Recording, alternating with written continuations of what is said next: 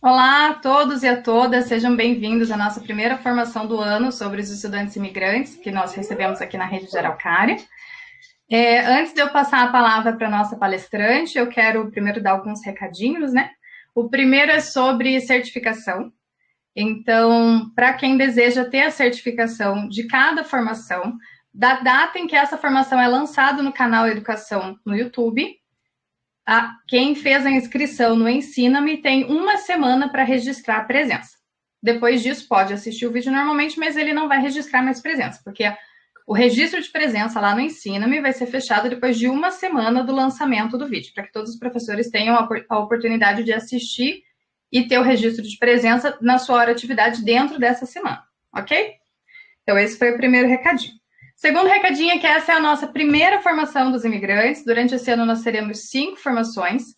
2 serão com a palestrante de hoje, as 2 primeiras. E aí depois eu vou deixar ela vai explicar um pouquinho sobre o que ela vai falar.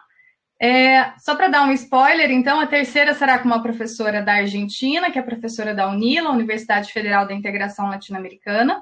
Vai falar especificamente sobre crianças que falam espanhol e aprendem a língua portuguesa, então vai falar sobre sotaque, vai falar sobre a mistura de palavras, né, de diferentes línguas numa mesma frase. E as 2 últimas formações serão com uma professora da UFPR, que vai falar sobre a aprendizagem de uma outra língua dentro da perspectiva da pedagogia histórico-crítica. Então, a formação de hoje ela é muito importante, as 2 primeiras, né, essa e a próxima, com a professora Cristiane, porque elas vão trazer a parte do afeto. Dentro da pedagogia histórico-crítica, nós entendemos as funções psicológicas superiores como categorias afetiva e cognitivas. Então, a Cris vai falar um pouco sobre o desenvolvimento emocional. Para a gente poder fechar a carga horária desse curso, quem tiver interesse na carga horária total tem que assistir às 5 formações e fazer uma tarefa de casa, que vai ser postar um texto, é um texto bem simples, gente, é só um texto reflexivo, a partir das formações que você assistiu, relacionar com a sua experiência com estudantes imigrantes. Pode ser uma experiência de outros anos, pode ser uma experiência recente, uma experiência desse ano, de alguma interação que você teve com uma criança imigrante, você acha que a formação te ajudou a pensar essa situação? Então, o que, que você poderia melhorar? Ou o que, que foi feito que deu certo e hoje você vê, a partir dessas formações, que era isso mesmo, agora você entendeu mais ou menos o caminho? O que, que essas formações podem contribuir para a gente, né? Para a gente pensar a nossa prática com a criança imigrante. Então, quem não fizer essa tarefinha, não fecha a carga horária do curso, né? Quem assiste todas as 5 formações ao longo do ano e fizer essa tarefinha, que vai ser um texto postado no grupo do Telegram, que nós vamos fazer essa semana, consegue fechar a carga horária do curso. Então, agora eu vou apresentar a nossa formadora, a nossa primeira palestrante, ela é a Cristiane, professora Cristiane, ela é pedagoga, tem pós em gestão escolar, é educadora parental pela Escola de Educação Positiva, tem certificação internacional em apego seguro e é mãe da Cecília de Joaquim. Olá, tudo bom, Cristiane? Oi, tudo bem? Prazer estar aqui com vocês hoje. Muito obrigada Seja pelo bem-vinda. convite. Obrigada. Nós que Eu vim agradecemos. aqui. Então, agora eu vou passar a palavra para você. Se você quiser se apresentar e já iniciar, você me avisa quando eu posso compartilhar os slides, tá bom? Perfeito. Obrigada. Bom, eu sou Cristiane, né? Sou educadora parental. Hoje eu vim aqui como pedagoga e educadora parental, né? A educadora parental, ela faz esse trabalho dessa parentalidade positiva com pais, familiares, professores, profissionais. Então, a nossa intenção é ajudar a criar que esses adultos criem vínculos com as crianças através de uma ótica mais positiva, saindo da educação tradicional e caminhando para uma educação positiva, que a base é a neurociência, é esse cérebro dessa criança, conhecer um pouquinho mais sobre esse cérebro, a importância do afeto na relação, e esse olhar, trazer esse olhar para os professores do quanto eu posso me conectar com essa criança para facilitar esse processo de aprendizagem. Então, a gente vai conversar um pouquinho aqui hoje sobre isso. Pode passar o slide, vamos começar?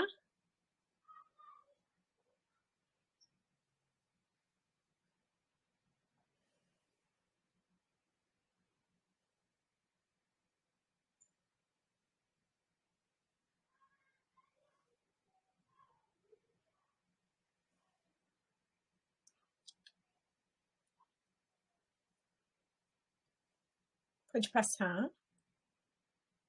Pode passar. Isso. Então, eu vou começar hoje, a nossa aula de hoje, com essa frase, que nós, durante toda a vida, buscamos nos vincular. É uma necessidade humana o vínculo. Mas, durante a infância, o vínculo é a nossa base. Então, a criança, ela tá o tempo todo buscando vínculo com esse adulto. E hoje a gente vai entender um pouquinho sobre isso. Pode passar.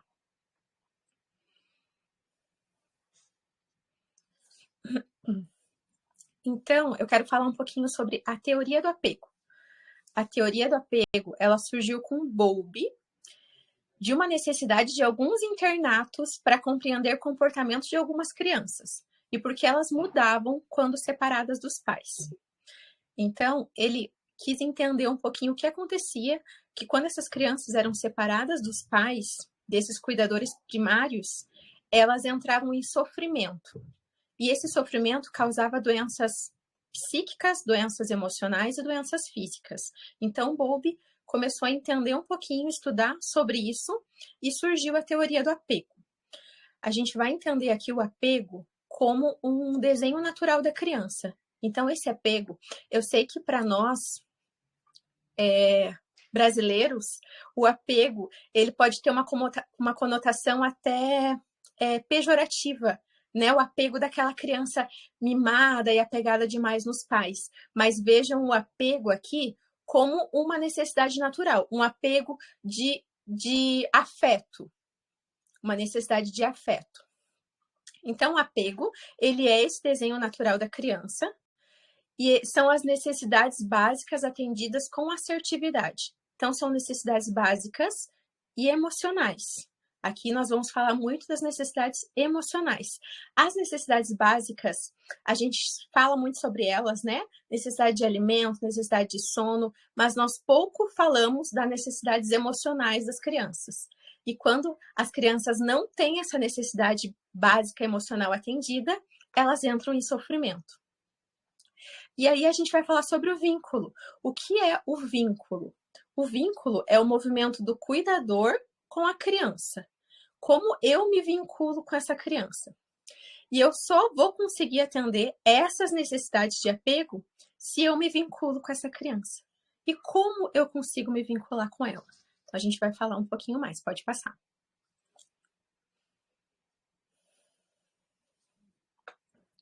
Bowlby, nesse estudo, entendeu que existem 4 necessidades inatas da criança. E a gente vai falar um pouquinho aqui sobre elas. Ele fala delas como 4 P's. Para a gente ficar mais fácil de lembrar, a gente coloca os 4 P's, que são proximidade, proteção, previsibilidade e o play. São essas 4 necessidades. Para que essa criança tenha um desenvolvimento saudável, emocional, é necessário que ela tenha atendida essas 4 necessidades. Vamos, então, olhar um pouquinho para a primeira necessidade. E não necessariamente nessa sequência, tá? A gente só vai falar sobre elas. Uma das necessidades das crianças é a proximidade.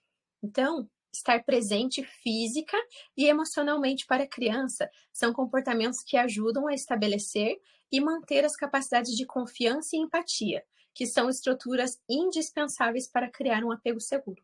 Então, aqui a gente vai olhar quem vai atender essas necessidades da criança é o cuidador, o adulto cuidador. Na ausência do adulto cuidador principal, que nós chamamos da pai e mãe, quem for o adulto cuidador principal que estiver sobre os cuidados, essa criança estiver sobre os cuidados, que é o professor, ele vai buscar olhar para essas necessidades. Então, a criança ela tem uma necessidade inata que é de proximidade, que eu preciso estar próxima e estar sendo atendida dentro das minhas necessidades emocionais. Um adulto que esteja presente não só fisicamente, mas emocionalmente também. Uma das segundas necessidades das crianças é a proteção. Então, essa criança precisa de um adulto que proteja ela contra o perigo de predadores, de abuso ou negligência. Né? A gente sabe que nem sempre é isso que acontece, mas essa é uma necessidade da criança. E a gente vai entender um pouquinho mais para frente O que acontece quando essas crianças elas não têm essas necessidades atendidas? A terceira necessidade é de previsibilidade.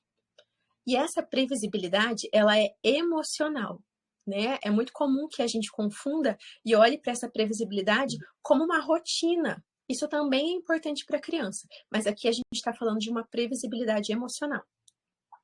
Então, independente do que acontecer, vai ter alguém olhando por mim. É a previsibilidade da nutrição física e emocional, de corregulação. Eu preciso sempre de um adulto para me corregular. E a última, e não mais importante, é a necessidade do play, que o play aqui, ele entra como diversão. Então, muitos de nós adultos, nós crescemos sem experimentar brincadeiras livres e imaginativas quando crianças. E não sabemos brincar com as crianças. Nós não tínhamos adultos que brincassem conosco. Os adultos, eles não tinham tempo, eles não sabiam brincar, né? Então, a importância e a necessidade que é para uma criança de ter um adulto que brinque com ela.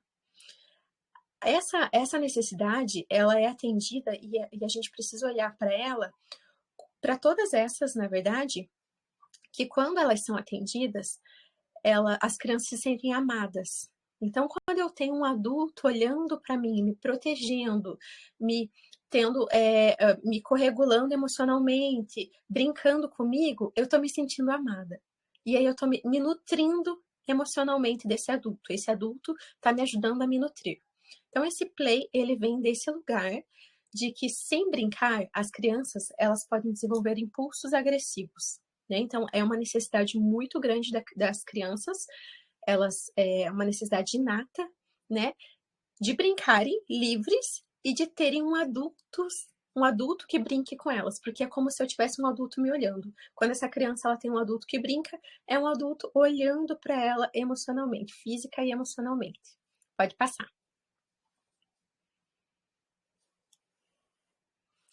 Então, nas últimas décadas, nós assistimos ao surgimento de novas técnicas de exames e diagnósticos, como o PET scan e as tomografias. E só então nós podemos ter a noção do prejuízo para o cérebro das crianças, que é a vulnerabilidade, que são os traumas. Uma criança que sofre negligência extrema apresenta um crescimento cerebral muito menor, especificamente nas regiões da amígdala, do hipocampo e do hipotálamo. A gente vai entender um pouquinho qual é a responsabilidade de cada parte do cérebro, o que ele causa no desenvolvimento das crianças. Pode passar. Então, hoje eu quero ensinar para vocês o cérebro na palma da mão. Para a gente entender que o cérebro das crianças, o nosso cérebro, né? Ele é constituído de baixo para cima. Então, ele começa lá com a medula espinhal, daí ele vai para o tronco encefálico, vai para o sistema límbico, e esse sistema límbico, ele é uma parte do cérebro que ela começa a se desenvolver lá no útero, né? Quando a mulher ainda está nesse processo de gestação dessa criança. Então, lá essa parte do cérebro ela já começa a se desenvolver. Então, isso nós já sabemos, né? Que tudo que essa mãe sente, todas as emoções que essa mãe sente, ela está passando para essa criança. E como esse cérebro está se desenvolvendo lá nessa gestação, lá nesse útero, o que as dificuldades, os desafios que essa mãe vai enfrentar, vai afetar diretamente essa criança. Então, consequentemente, essa parte do cérebro que está se desenvolvendo. E esse sistema límbico, ele é responsável pela amígdala, pelo hipocampo, pelo tálamo e pelo hipotálamo, que nós vimos ali. A amígdala, ela é responsável, ela é um sistema de alerta do nosso cérebro que faz o nosso corpo reagir. Então, a gente entra em luta e fuga. E quando nós olhamos para uma criança em sala de aula que está naquele descontrole emocional, a gente tem que olhar para essa criança e entender que quem está agindo por ela é a amígdala. É a amígdala dela que entendeu que ela está em luta, que ela precisa lutar ou ela precisa fugir. Então, que é uma parte do nosso cérebro que ela é primitiva. Ela é uma parte que ela não é muito racional, ela não é nada racional, ela é primitiva. junto com ela vem o hipocampo, que é a parte da nossa memória. Então, quando essa criança ela sofre negligência, essa mãe, ela passa por negligência, passa por traumas, passa por dificuldades na gestação, ela está afetando uma parte do cérebro dessa criança que é responsável pela memória. Então, muitas das crianças, elas já nascem com essa parte do cérebro prejudicada, com essa parte da memória do cérebro prejudicada. Mas esse cérebro, ele é plástico, ele ainda está se desenvolvendo, então ele ainda pode se recuperar. Mas a gente precisa saber que o que essa mãe passou, o que essa criança passou na gestação, vai afetar o cérebro dela de alguma forma. Assim como o tálamo, que é a reatividade emocional, e o hipotálamo, que é o prazer, a raiva e a tendência ao riso. Eu queria muito falar sobre essa tendência ao riso, que é uma questão para muitos adultos. Quando nós estamos chamando a atenção de uma criança, essa criança passou por alguma emoção forte, ela normalmente começa a rir. Então, às vezes, a gente está brigando com a criança e ela está rindo. E os professores e os pais tendem a achar que essa criança está debochando da nossa cara. Mas como assim? Eu estou chamando a atenção, eu estou falando e essa criança está rindo. Para a gente entender que essa é uma parte do cérebro que é responsável pelo prazer, pela raiva, pelos extremos, né? Pelo prazer e pela raiva. E ela tem uma tendência ao riso. Então, quando eu sinto prazer, eu dou risada, eu dou gargalhada, e quando eu tô com raiva, e quando eu tô com uma emoção muito forte, eu também posso rir. Eu posso rir de nervoso, que a gente fala. Então, essa criança ela não está controlando essa emoção dela. E percebam que o sistema límbico, ele é todo irracional. Se nós formos olhar para todo ele, amígdala, hipocampo, tálamo, hipotálamo, não tem nada não tem nada calculado ali. Não tem nada que você consiga parar e pensar. Ele é todo irracional. Porque a parte mais racional do nosso corpo, que é o córtex pré-frontal, ela só vai desenvolver mais para frente. A partir dos 3 e 4 anos que ela começa a se desenvolver. E essa parte, ela fica na palma, né, nesse cérebro, na palma da mão, ela fica aqui mais para frente, e no nosso cérebro, ela fica aqui mais próximo dessa região, que é uma parte que vai se desenvolver até os 25 anos. Então, começa com 3 a 4 anos e pode se desenvolver até os 25 anos. Então, por isso que é muito comum a gente ver os descontroles emocionais em crianças, adolescentes, porque eles ainda não têm essa parte do cérebro que é mais racional, que eu vou ler um pouquinho agora o que o córtex pré-frontal é responsável, qual é a função dele no nosso cérebro. Então, ele tem o controle do raciocínio, do comportamento emocional, controle de atenção, escolha das opções comportamentais mais adequadas à situação social. Então, eu estou aqui no meio de outras pessoas, como que eu devo me comportar? Como que eu devo agir? É essa parte do cérebro que é responsável por isso, que essa criança só começa a desenvolver com 3 a 4 anos. Começar. Funções cognitivas, pensamento, raciocínio, percepção sensorial e compreensão da linguagem. Metas e objetivos, planejamento, estratégias de ação e avaliação do sucesso ou fracasso. Então, a gente precisa olhar para isso, que são ações que nós esperamos muito das crianças. São ações em que a gente espera que elas tenham noção de como se comportar próximo de outras pessoas. A gente espera que elas tenham um planejamento, que saibam se planejar para o dia. Elas ainda estão desenvolvendo. O cérebro delas está apenas se desenvolvendo. Elas vão aprender pela repetição. Mas a gente não pode exigir delas algo que elas não podem entregar. Isso é muito importante que a gente saiba. A gente vai ensinar. É o papel do adulto cuidador ensinar isso para essas crianças, mas a gente não pode exigir delas isso. A gente pode ensinar e com paciência e com repetição que uma hora elas vão conseguir entregar isso dentro do tempo de cada um e olhar para essas crianças e entender que muitas delas talvez nunca consigam atender as expectativas dos adultos, não porque elas não queiram, mas porque elas têm comprometimento do cérebro, porque elas passam por...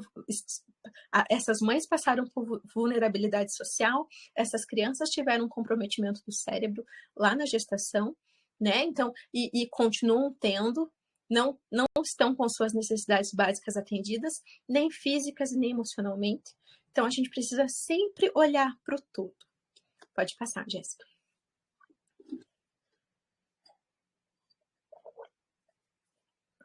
Então, em 1994, Stephen Porges criou a teoria polivagal.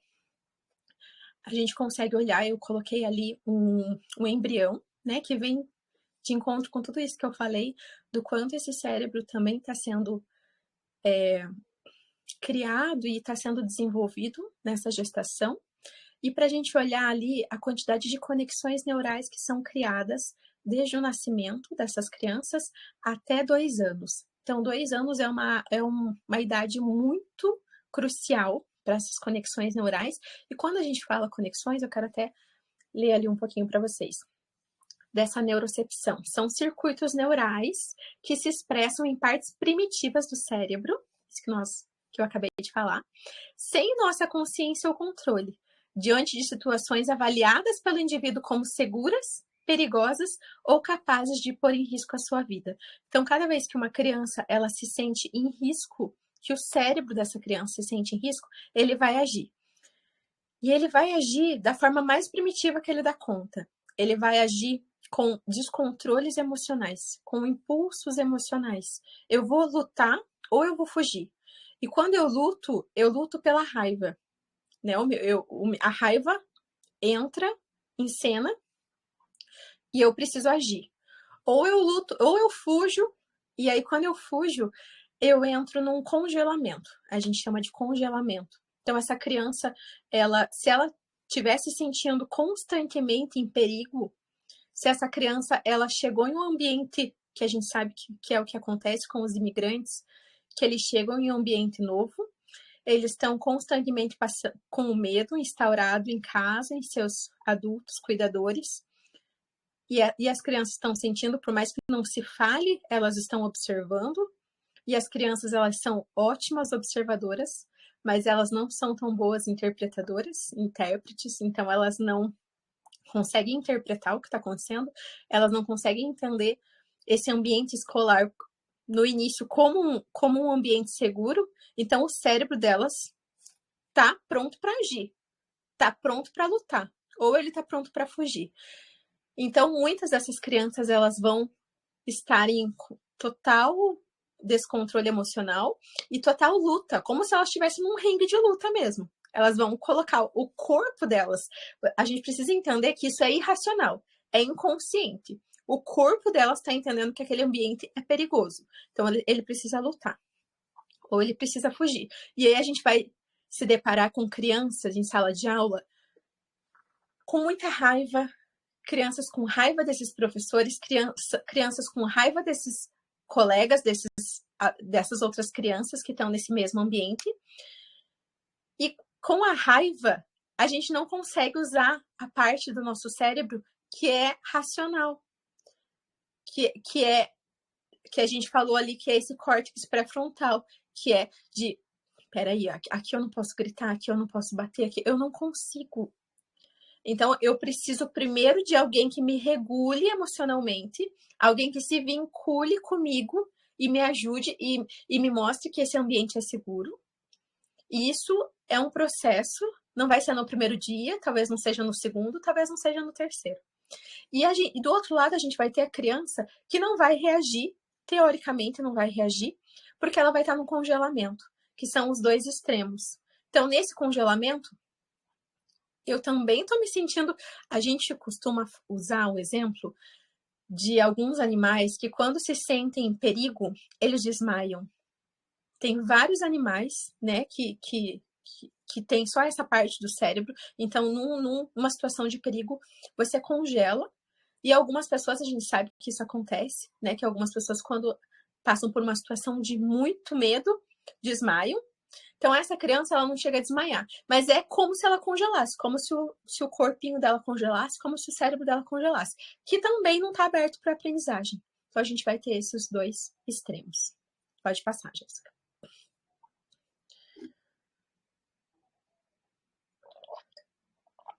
E aí, como lidar com as emoções dessa criança? e lidar com as minhas emoções também, né? Então, as crianças, elas se comunicam a partir de suas emoções, pois a aquisição da linguagem e da argumentação lógica ocorre de modo lento e gradual, ao longo de vários anos. Então, aqui a gente está falando de crianças que ainda estão aprendendo a se comunicar e a comunicar o que estão sentindo, mas a gente está falando de crianças que ainda não conseguem nem usar a sua língua. Elas estão num ambiente em que as pessoas nem entendem o que elas falam, na sua maioria. Então, assim, a gente coloca isso aqui ao dobro. Essa dificuldade dessa criança de se comunicar ao dobro, quando se tratam de crianças imigrantes. Pode passar. E aí eu quero mostrar aqui esse exemplo do iceberg, que eu acho incrível, que é uma forma de a gente olhar. A gente costuma falar que o comportamento da criança, ele é a pontinha do iceberg. É só a pontinha, é o que a gente vê. Se a gente for olhar para baixo dele, aí a gente vai ver a causa, tá? Então, quando a gente vê uma criança num descontrole emocional, com alguma dificuldade, né, que aqui o exemplo ali usa, com falta de concentração, com desinteresse, com problemas de sono, com choro, comunicação violenta, indisciplina, atitude de desafio e oposição, agressividade, explosões de raiva, negatividade. Esse é o comportamento. Essa é a partinha do iceberg que a gente está conseguindo enxergar. E por baixo desse iceberg, o que tem? O que a gente consegue enxergar ali? Que é ali que está a causa. Era para ali que a gente deveria olhar, né? Para além do comportamento. Então, muitas dessas causas, desses maus comportamentos, são necessidades não atendidas, né? Então, entre elas está sono, insegurança, tristeza, baixa autoestima, ansiedade, solidão, mágoa, necessidade de pertença, vergonha, preocupação, frustração, apego, desilusão, fome, culpa e ressentimento. Quantas necessidades dessas vocês acham que os imigrantes chegam em sala de aula com elas não atendidas? Muitas, né? Com certeza, muitas. Então, por isso a gente se depara com essas crianças imigrantes em sala com esses comportamentos, com a ponta aqui do iceberg. Então, a gente vai sempre olhar para baixo desse iceberg, para além desses comportamentos. Pode passar. E aí, o que eu faço, então, com esses comportamentos? Com esses comportamentos que não são fáceis, que são desafiadores, quando você tem uma sala de aula com muitas crianças, que não são, né, normalmente 2 professores para dar conta de tantas crianças, e aí eu não consigo cumprir o conteúdo que precisa ser trabalhado, eu não consigo atingir ali o que se espera de mim enquanto professor, e a gente precisa olhar para isso. A gente precisa olhar para além disso, olhar para essa criança para além do que ela está demonstrando ali naquela situação. Então, a saúde mental, a gente precisa entender que ela é sair e entrar de diferentes estados de emoção e não ficar apenas na categoria mais calma ou na categoria mais de raiva. E esse adulto é responsável, esse adulto cuidador, e aqui a gente fala da família e da escola, né? Eu tô falando da escola porque é onde essa criança está nesse momento, mas quando em casa ela deveria ter esse adulto cuidador para ajudar ela a sair desse lugar, dessa emoção e atendendo essas necessidades. Ai, tá com fome? Então vamos atender essa necessidade. Ai, tá se sentindo, tá com medo? Então vamos mostrar para essa criança que esse ambiente é seguro. Ah, ela tá com ansiedade? Vamos atender essa necessidade aqui? O que está acontecendo aqui? Vamos sempre olhando para a necessidade, não para o comportamento. E não querendo parar esse comportamento, essa violência. Eu vou parar essa violência, esse mau comportamento quando eu atender essa necessidade. Então, quando uma criança ela fica nervosa, tensa ou com medo, ou qualquer outra daquelas emoções que nós vimos ali, ela precisa de um adulto que corregule ela. e não de um adulto que hiperativa a emoção dela. Então, quando eu me deparo com uma criança que ela tá com vergonha de falar, ela não quer falar em sala, ela tá com medo, qual é o que a gente até então entendia que era o correto a se fazer? Eu preciso fazer essa criança vencer esse medo. Eu preciso fazer essa criança falar. Eu preciso fazer essa criança se comunicar com os outros. E aí eu forço essa criança em algo que ela não está pronta ainda. E aqui eu causo um dano, né? Então, o que eu preciso é me vincular com essa criança, mostrar para ela que eu sou um adulto cuidador em quem ela pode confiar, que ela está num ambiente seguro, e só assim eu vou conseguir atender a necessidade, e aí ela vai se corregular emocionalmente. Então, o movimento nessa roda das emoções é sempre de atender necessidades, para que daí essa criança consiga se corregular emocionalmente, na repetição, na repetição, na repetição, e aí assim eu vou conseguir me vincular com essa criança. Pode passar.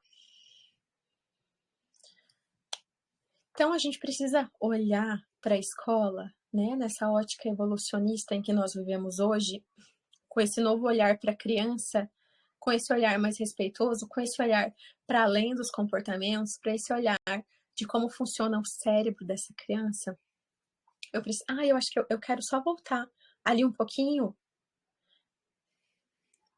no do iceberg. Isso.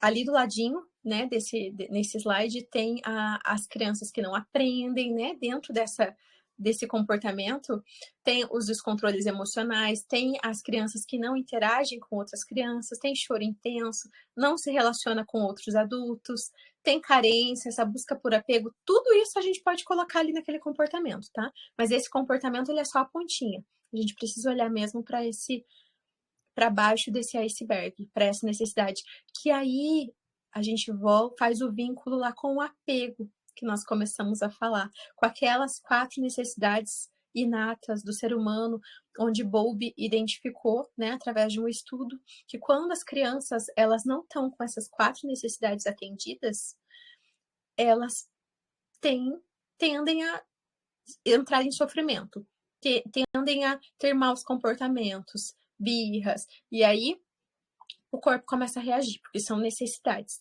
né? A gente precisa entender que quando uma criança não come, não se alimenta, o corpo dela vai entrar em sofrimento. Quando essa criança não dorme, o corpo dela vai entrar em sofrimento. E quando essa criança não é atendida em suas necessidades emocionais, quando ela não tem afeto, quando ela não tem apego com o seu adulto cuidador, o corpo dela também está em sofrimento. Tá? Então, assim como a gente busca sempre a escola, né, tem esse olhar dessa busca, a gente já sabe que hoje, né, uma criança, ela chega na escola, ela se alimenta, muitas das crianças, o único alimento, na maioria das vezes, é na escola, né, a gente precisa olhar para essa outra necessidade também, que hoje nós já vemos como tão importante, que é a necessidade emocional. Pode passar. Então, a gente vai lá pro slide 12, isso. E aí, a criança, ela nasce com essa busca pelo apego. É uma necessidade humana. Então, são expectativas e necessidades básicas atendidas. Eu preciso me vincular, me conectar para atender essas necessidades físicas e emocionais. O afastamento contínuo do adulto cuidador gera sofrimento para essa criança e eu preciso encontrar um outro adulto cuidador para me sentir segura.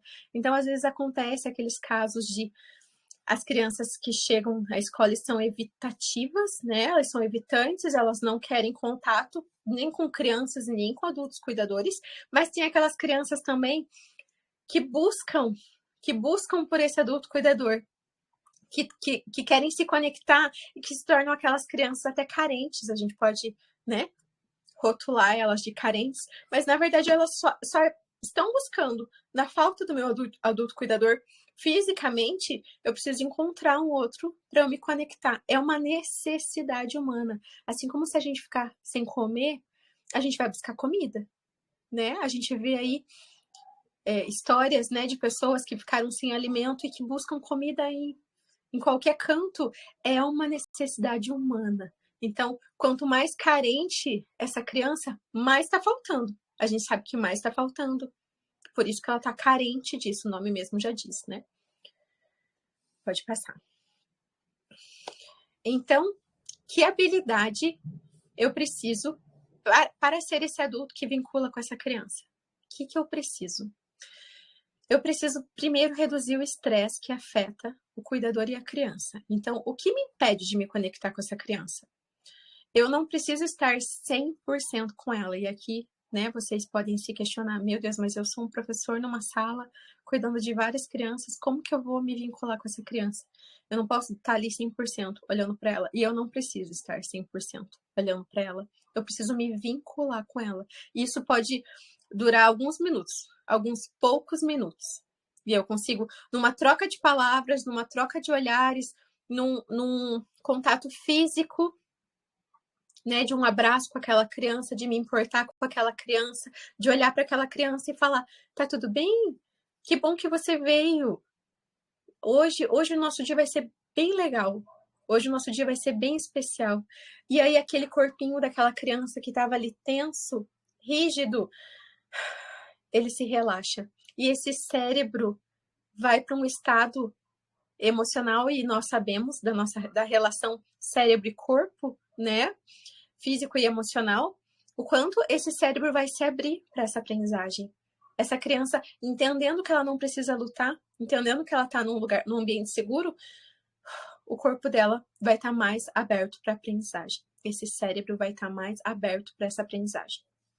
Então, um dos pontos é essa relação, é estabelecer, né, reduzir esse estresse que está me separando, me distanciando dessa criança. 2, capacidade de sincronizarmos com as nossas próprias emoções. Eu falei aqui do quanto as crianças sentem a emoção dos adultos, né? Elas estão o tempo todo ali olhando. E nós estamos tão distantes de nós mesmos, do nosso ser, que a gente não sabe o que está sentindo. Às vezes a gente já ligou o piloto automático e tá ali dando aquela aula e vamos lá, eu só quero que termine. E o quanto a gente tem que olhar para as nossas emoções e falar, peraí, por que essa sala tá tão barulhenta? Por que essas crianças aqui estão tão desconectadas? Será que eu tô me conectando com elas? Será que eu tô aqui física e emocionalmente? Será que só meu corpo tá aqui, a minha cabeça tá lá na minha casa? Eu tô pensando o que eu vou fazer depois daqui, no problema que eu tive, enfim.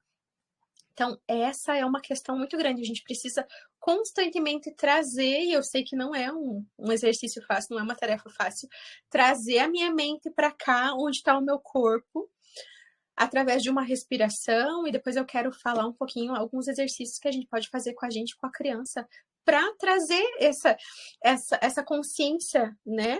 A gente fala tanto sobre ansiedade, sobre depressão, né? E a ansiedade é esse cérebro que está o tempo todo no futuro, e a depressão é esse cérebro que está o tempo todo no passado. Então, o que a gente pode fazer para estar aqui, onde tem que estar, no presente? E aí eu consigo me conectar com essas crianças.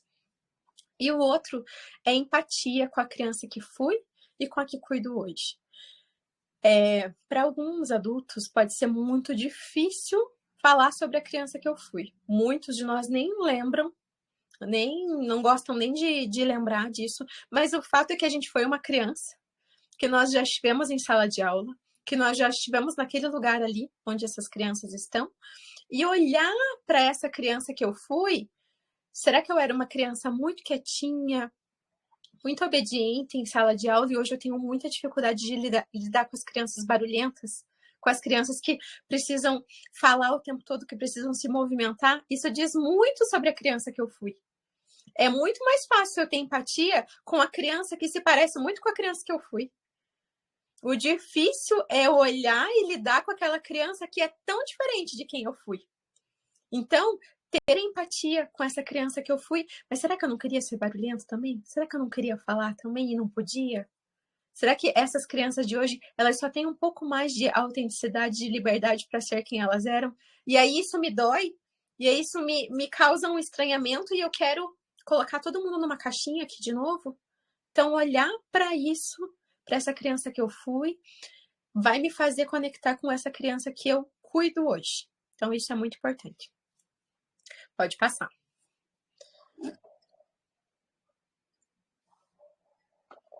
Então, entender que mesmo que a violência não aconteça, o meu corpo ele já começou a sofrer. E é através do sistema nervoso. Então, quando eu observo, e aqui a gente vai falar assim muito desse observar da criança, desse sentir da criança.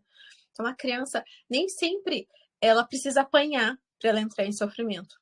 As ameaças, os xingamentos, as chantagens, as punições, elas também geram sofrimento no nosso sistema nervoso.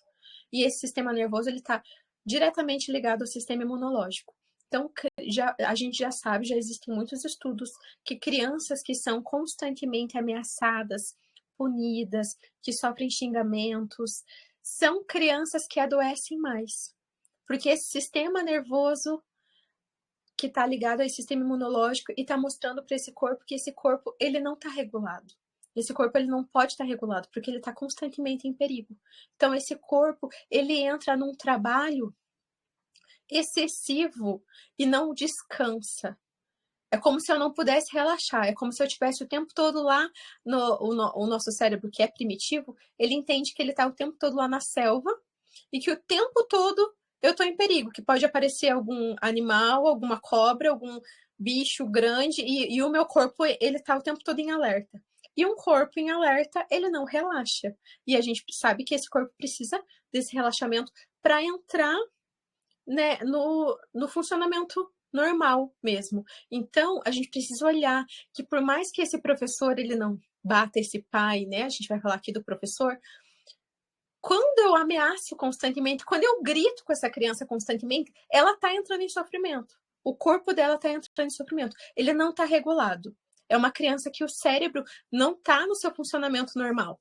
É um cérebro que fica o tempo todo em alerta. É um corpo que entende que precisa lutar o tempo todo, tá? Então, práticas, né? Essas práticas que a gente tem de chantagens, ameaças, desse gritar em sala de aula, que a gente sabe que é uma prática muito comum dos professores, né? Para trazer o silêncio ali para a sala, isso causa danos para essas crianças e prejudica a aprendizagem, tá? Então a gente precisa olhar para essas práticas. A gente faz isso desde sempre, há 200 anos a gente está fazendo, mas tá chegando um momento, né? Já chegou e já passou, talvez, não passou ainda, mas sempre é tempo da gente olhar para isso e tentar mudar essas práticas, tá? Então é preciso guiar a criança e o seu cérebro imaturo para uma regulação emocional. Faça isso através do toque, da fala gentil e empática. Nomeio o que ela está sentindo e me importo com os seus sentimentos. A gente precisa alfabetizar emocionalmente essas crianças. Só que é uma linguagem, é como se a gente ensinasse uma língua que nós estamos aprendendo a falar. A gente ainda não aprendeu a falar. A gente não está alfabetizado emocionalmente. Nós não sabemos muitas vezes o que a gente está sentindo. A gente não sabe como a raiva age no nosso corpo. A gente não sabe que quando eu sinto raiva, antes da minha explosão emocional, o meu estômago pode sentir uma queimação. Às vezes o meu punho serra, o meu dente serra aqui, antes da minha explosão emocional. Quando eu conheço o meu corpo, eu sei que ele está se preparando para lutar, e aí eu vou me afastar, eu vou respirar e mostrar para o meu corpo que ele não precisa lutar, e eu me acalmo, e esse meu cérebro que estava lá primitivo, lá nas amígdalas, pronto para lutar e para fugir, ele entende que, opa, talvez não seja uma luta, talvez eu não precise lutar. E ele se acalma, e aí eu consigo, eu adulto, consigo usar a parte racional do meu cérebro, eu consigo usar o meu córtex pré-frontal e entender, peraí, é só uma criança. São só crianças, deixa eu me acalmar aqui, será que tem outro jeito de eu chamar a atenção delas? E aí eu uso essa minha regulação emocional para regular a minha criança. E eu olho para essa criança e digo para ela, isso que você está sentindo é medo. Você está com medo? O medo dá um aperto no peito, né? Eu sei, eu te entendo. Mas eu tô aqui para você, tá? Você quer um abraço? Você quer um abraço da prof? Vem cá, a prof abraça. Você abraça essa criança e você está ajudando ela a se corregular. Através do toque e através da tua fala gentil e da tua empatia. Você está passando a tua calma para essa criança, que ela não consegue se corregular sozinha. E assim, o corpo dela vai entrar num estágio mais tranquilo e relaxado. Pode passar. E aí aqui eu queria trazer para vocês uma lei que foi sancionada nesta quinta-feira, agora, dia 21 de março, pelo presidente, onde eu vou ler um pouquinho para vocês. Foi um motivo de muita comemoração para nós, educadores parentais, e que defendemos a infância e que defendemos uma educação positiva com base no afeto. E isso virou lei agora. Eu quero ler um pouquinho para vocês.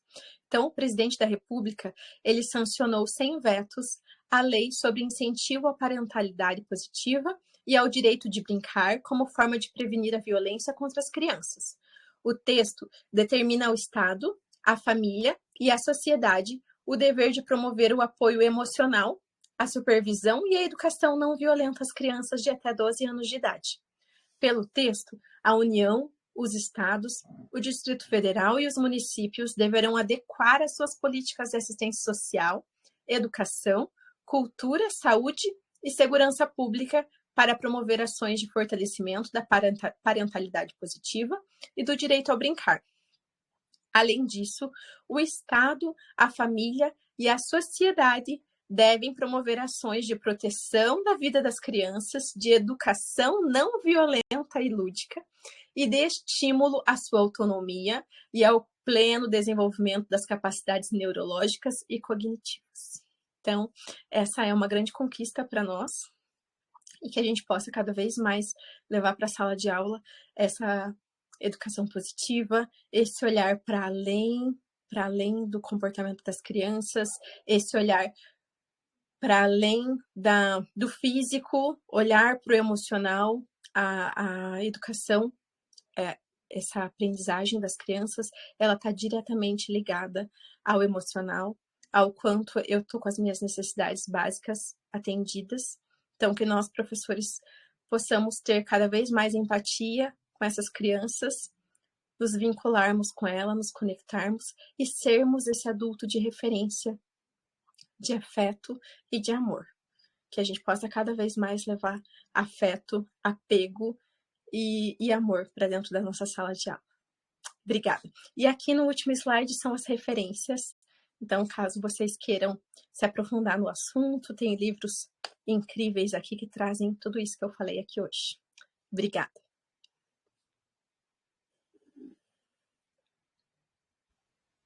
Nós que agradecemos, Cris. Muito bom te ouvir, muito bom aprender um pouquinho sobre todas essas questões. Vou parar de compartilhar aqui para a gente poder conversar. Cris, eu tenho uma dúvida, que acho que é a dúvida de muitos professores. Posso fazer uma pergunta? Com certeza. Esses alunos que nós recebemos na rede, eles são provenientes eles são frutos de migrações forçadas, né? Perdão. Eles são frutos de migrações forçadas. Então, como você explicou ali, tem toda essa questão emocional que impacta no desenvolvimento cerebral da criança e como a criança reage quando ela chega num ambiente diferente, mediado por uma língua diferente. E aí, os professores relatam muito, é uma situação bem comum, né? Desde que nós começamos a fazer mediações com os professores nas escolas, esse relato ele é bem comum entre vários professores. Essas crianças demonstram como sintomas de transtornos, que a gente olha, nós adultos, né? Pensando na figura do professor, olha para essa criança nesse momento em que ela está com o emocional desregulado e nós identificamos sintomas de deficiências, ou, por exemplo, uma deficiência intelectual, porque ela não demonstra, ela não aprende, sintomas de um transtorno, porque ela está muito agressiva, tudo ela, né, joga para cima com muita facilidade, grita, assim, explode com muita facilidade, né? Esse emocional dela está ali no limite. E aí, dentro de sala, ela acaba não produzindo tanto como a gente gostaria, né? Então, o professor está lá investindo, está tentando em material, em metodologias, em didática, e essa criança continua ali. E, assim, é muito complicado também dizer para o professor que não é isso. Porque é isso, a gente vê isso, essa criança está se comportando dessa forma. E aí o que eu queria te perguntar é, todo esse comportamento dela, depois de um tempo, né, que você explicou ali o desenvolvimento cerebral, toda a parte de baixo do iceberg, né? Quando a gente conseguir atender aquilo, a gente consegue mudar essas características de comportamento dessa criança? Esse comportamento muito agressivo, ou esse comportamento desse apego, essa carência afetiva muito grande, que algumas crianças veem assim, só fica perto da professora, só quer ficar perto da professora, só quer abraçar a professora, mas produzir não produz. Então, isso pode mudar com o tempo? Sim, Jéssica. E a gente precisa olhar para esse cérebro que está imaturo. Então, existe, né? Nós olhamos ali que, por mais que essa criança ela tenha passado por dificuldades ainda na gestação, o que vai causar, né, uma modificação nesse cérebro, mas o nosso cérebro ele é plástico e ele está constantemente se desenvolvendo.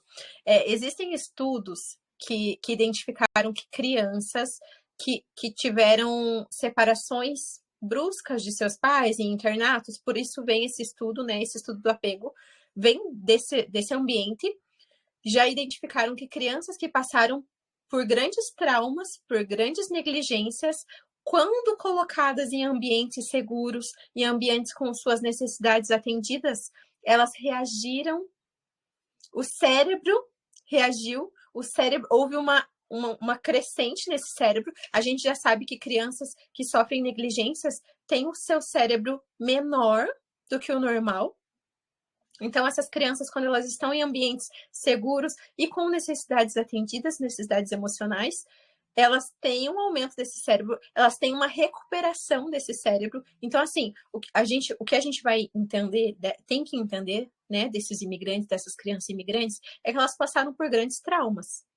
Elas passaram por um processo de negligência, né, muito grande, e que elas estão sob o efeito do trauma, o corpo delas e a mente delas. Então, elas vão esse corpo e essa mente vai precisar entender que não está mais, né, nesse período, nesse processo de medo extremo, nessa negligência extrema, vivendo nessa violência que elas sofrem e sofreram muitas vezes. Então, esse cérebro ele vai precisar entender isso e só assim ele vai estar aberto para aprendizagem, para sair dessa carência extrema que você falou, dessa criança que não aprende, dessa criança que não tem atenção. E a gente precisa... O que a gente tem visto hoje, né, e é assim um assunto muito polêmico, mas a gente tem visto uma medicalização das crianças absurda, absurda, quando nós não olhamos para as necessidades. Nós não estamos atendendo às necessidades dessas crianças. Então, a gente precisa olhar para essas necessidades, a gente precisa olhar para baixo desse iceberg e ter paciência, né? E ter paciência para que esse cérebro está em desenvolvimento. Então, uma criança, hoje a gente sabe que uma criança que vive num ambiente amoroso, um ambiente com afeto, que tem ali um adulto cuidador regulado emocionalmente, que não é uma mãe em depressão, que não é um pai que está ali, né, no seu passando em situação de vulnerabilidade mesmo, em situação de risco. A gente sabe que uma criança que está num lar saudável, ela é uma criança que vai aprender com mais facilidade. Ela é uma criança que o cérebro dela vai estar mais pronto para aprendizagem. Então, a gente precisa olhar para essas crianças e para tudo que elas passaram. Então, não dá para a gente colocar na mesma caixinha uma criança que está aqui no seu país, com seus pais, né, na sua vida normal, na sua casa, com uma criança que muitas vezes foi separada desse pai, dessa mãe, está num ambiente que não é o seu, num país que não é o seu.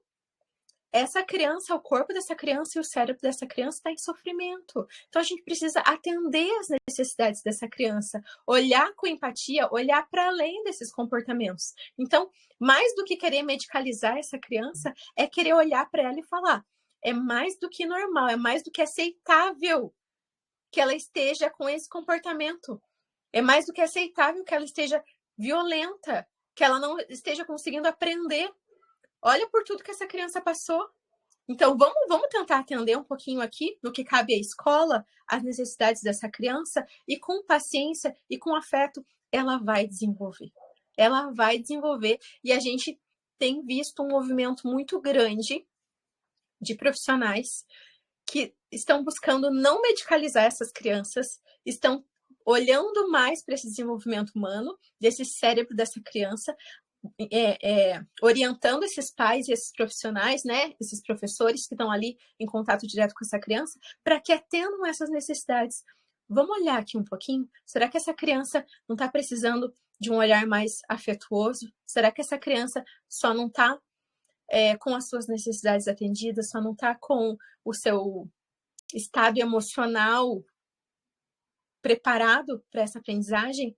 Então, acho que, não sei se eu respondi a tua pergunta, mas eu acredito muito nisso. Respondeu sim, Cris. Acho que é muito bom te ouvir. Para a gente tem sido uma novidade, né? Uma nova onda migratória. Então, nós temos recebido muitos estudantes, os professores sabem, muitos estudantes imigrantes. Os professores sabem as realidades que eles estão encontrando. Normalmente não são realidades muito fáceis, como você comentou, né? Eles vêm e chegam já num processo de trauma, né? Já passaram alguns traumas nessa vinda, porque não é uma migração fácil, né? Uma migração forçada não é uma situação simples, né? Vem com pouco dinheiro, pouca estrutura, pouco auxílio. E às vezes a gente encontra os pais muito abalados também, né? Então, muito importante essa sua fala para a gente entender um pouquinho do cérebro dessa criança nesse momento, né? E por que às vezes porque nós temos professores, assim, excelentes, nós sabemos que os professores fazem tudo, tem muito, obviamente, dentro desse trabalho com os imigrantes, tem muito para a gente construir enquanto rede, né, os atendimentos possíveis, porque nem tudo vai caber aos professores, nem sempre os professores vão conseguir dar conta de todas essas demandas. Agora nós temos as equipes multi dentro das escolas, mas ainda é um passinho de cada vez, né? Tem muita lei que eu trouxe. E essa lei que eu quis trazer hoje, ela é uma grande vitória, porque a gente precisa olhar para além, né? A gente sabe que, como é o caso aqui, o Estado, o município, ele precisa olhar para essa criança e para o que está por trás dela, essa família. Como está essa família? Como está sendo acolhida essa família? Como está esse ambiente familiar? E esse ambiente familiar vai influenciar, impactar diretamente na aprendizagem dessa criança, diretamente lá na escola. Então, não dá para olhar a criança sem olhar para os pais, né? Então, esse trabalho, esse olhar, principalmente de entender para além da criança, não é medicalizar, gente, não é rotular essa criança, é olhar. A gente costuma falar que o buraco é bem mais embaixo, né? E essa pontinha do iceberg tem muita coisa por baixo. A gente precisa realmente olhar para além. E só assim a gente vai conseguir ter esse trabalho escola, família, né? Que a gente sempre falou muito, mas que vem dessa questão de assistência mesmo, né? Assistir essas famílias, para que a gente consiga ver o desenvolvimento dessa criança acontecer dentro de sala de aula. Muito bom, Cris. Cris, como a gente vai ter uma segunda formação ainda contigo, eu quero propor aos professores que nos assistam, que se eles tiverem alguma dúvida em relação a isso, que eles enviem para a gente, né? Quem tem o meu número pode enviar diretamente por WhatsApp, ou se não, pode enviar por e-mail, ou ligar para a Secretaria de Educação e passar a questão por telefone. O meu trabalho, eu trabalho diretamente no Departamento de Ensino Fundamental, mas, de alguma forma, eu sei que essas questões vão chegar até mim. Fiquem à vontade, façam perguntas, e aí na próxima a gente traz questões para a Cris responder. Perfeito. Cris, muito obrigada pela sua fala, muito obrigada pela sua disponibilidade, nós agradecemos muito, e nos vemos no próximo encontro. Eu que agradeço. Obrigada muito, assim. E fico aguardando as perguntas, né? O feedback de vocês, as questões que surgiram com tudo isso que eu trouxe aqui, geram desconforto, né? Tiram muitas vezes o nosso lugar ali. E eu quero que vocês tragam isso para que a gente possa trabalhar e resolver e trazer cada vez mais conhecimento. O meu intuito aqui, a minha fala é sempre de acolher vocês, de entender que não é um ambiente fácil, não é um lugar fácil, a gente sabe que não é fácil para ninguém, não é fácil para as famílias, para as crianças e nem para os professores. A ideia é sempre desse trabalho em conjunto e de trazer conhecimento para vocês, para que possa facilitar um pouquinho e ajudar essas crianças nesse processo, né? Que eu sei que esse é o objetivo de todos nós. Perfeito, Cris. Muito obrigada, viu? Tchau, tchau. Tchau.